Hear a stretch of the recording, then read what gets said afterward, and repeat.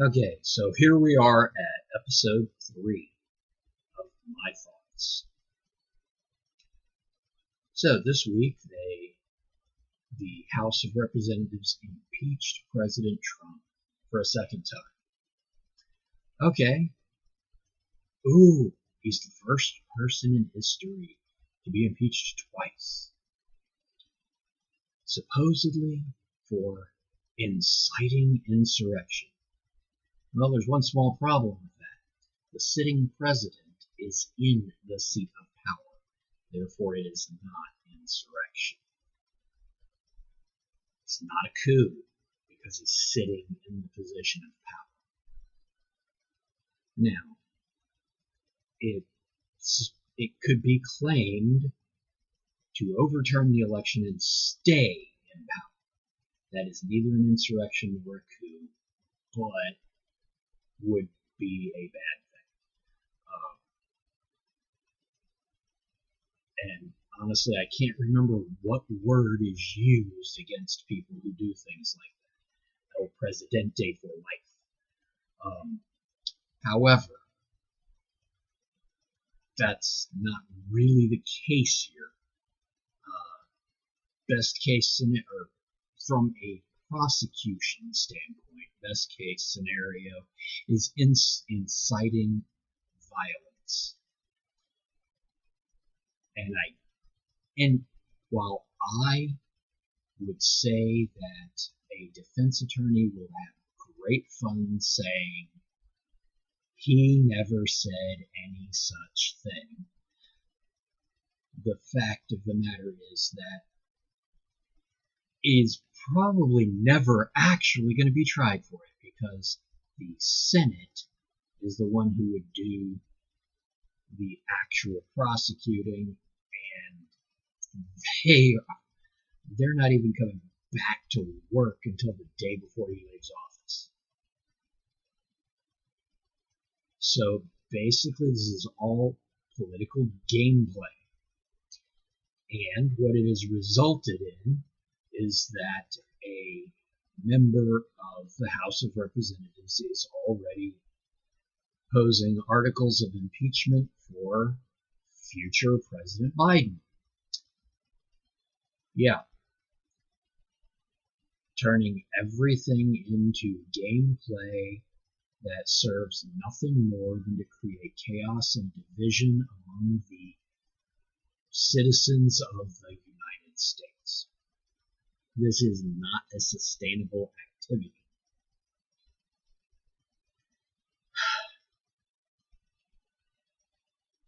It's also not socially responsible.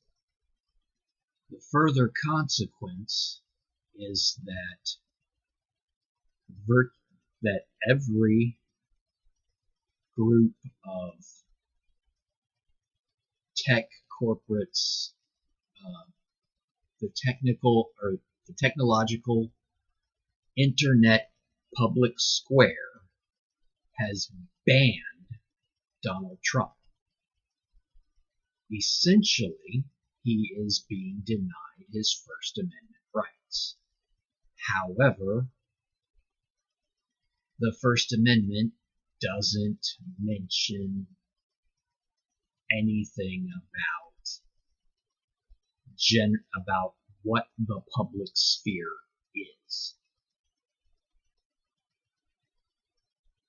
At the time of its writing, the public sphere consisted of human beings physically being present in the town square.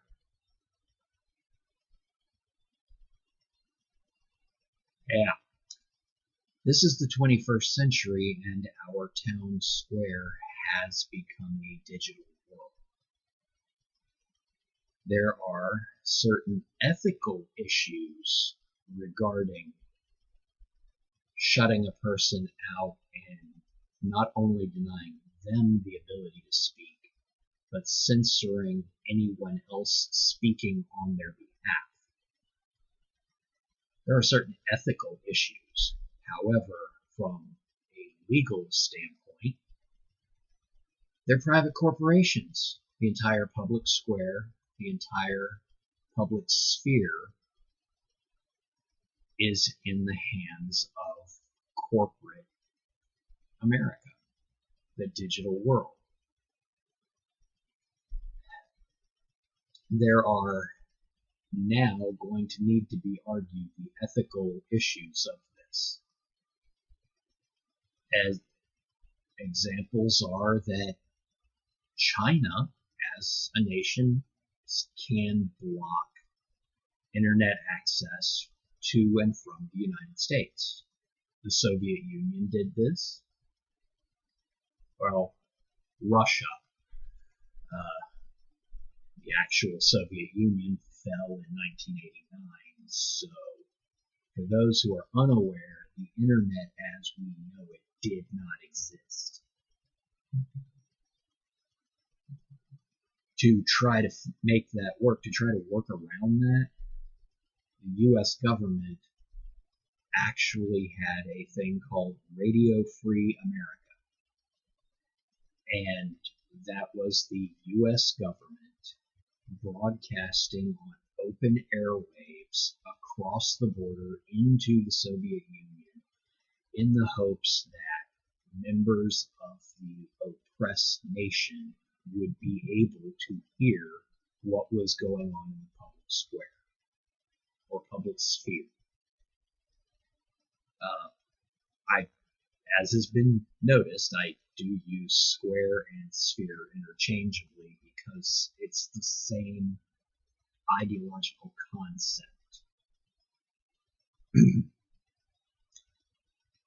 Now we're at a point where that public sphere exists in a digital realm,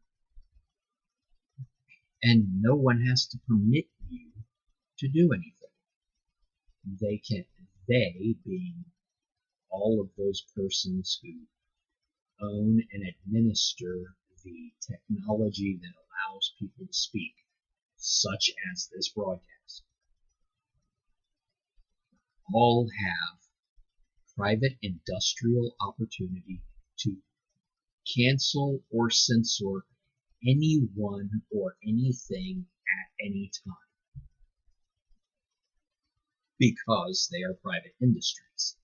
And the argument is being held that the Constitution only protects us from the government. That's not exactly wrong.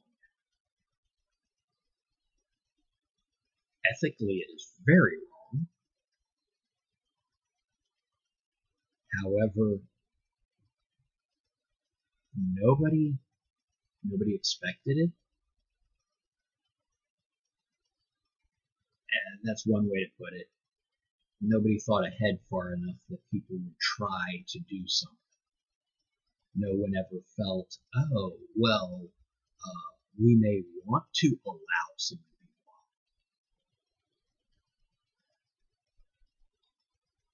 The ironic part, the people who are blocking Donald Trump give open access to people like the actual Klan, the actual neo-Nazi party.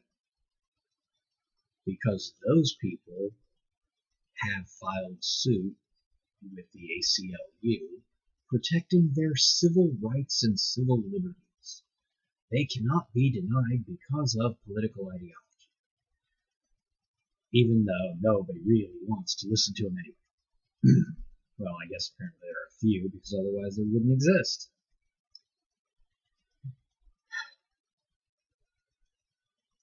The inherent problem with permitting corporations to deny Donald Trump the ability to speak is the simple question of who's next. Who is next? Am I next? No, nobody knows me well enough to decide whether or not I would be next. However, there are current public discussions about Senators Cruz and Hawley, and the House of Representatives claiming that these two senators need to be removed from Congress and be denied access to public media because they supported Donald Trump, and their support allegedly incited violence. Yeah, they didn't incite violence. They incited people to stand up for their rights and demand that someone look into the allegations of voter fraud. Do I believe there was voter fraud? Yes, I believe there was voter fraud. Do I believe it would have changed the election? I don't know. I don't care. What I care about, and what is making me have to make these broadcasts, these videos, these podcasts, pick your poison.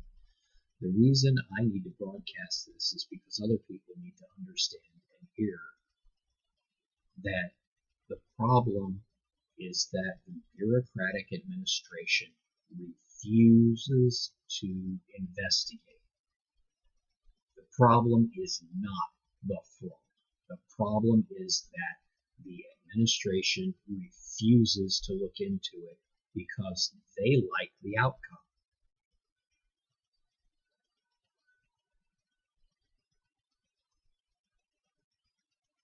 That's where the problem lies. That's literally, that is quite analogous to saying the police are not going to investigate the mafia because the mafia are controlling the other criminals in the environment. No, I am not comparing the Democrat Party to criminals. The situation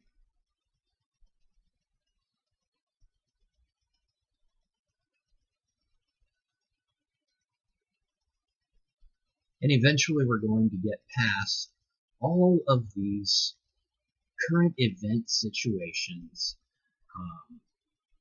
and then we will be able to get to teaching and learning about the ethics of society. I'll eventually get to be broadcasting things about basic human rights. Guess what? Refugees have a right to leave where they want. Yes, the people have a right to leave Venezuela. No, they do not have a right to enter the United States. Oh, I guess that makes you right-wing. No. They have a right to be welcomed if we invite them. The idea of taxation, property tax, where your private property can be taken if you don't pay, means that you don't own it. That violates the basic human rights. The United Nations human rights. It's in there. The United States helped write this, and private ownership of private property is one of those things. Remember, people in the United States have a right to have property and not have it stolen.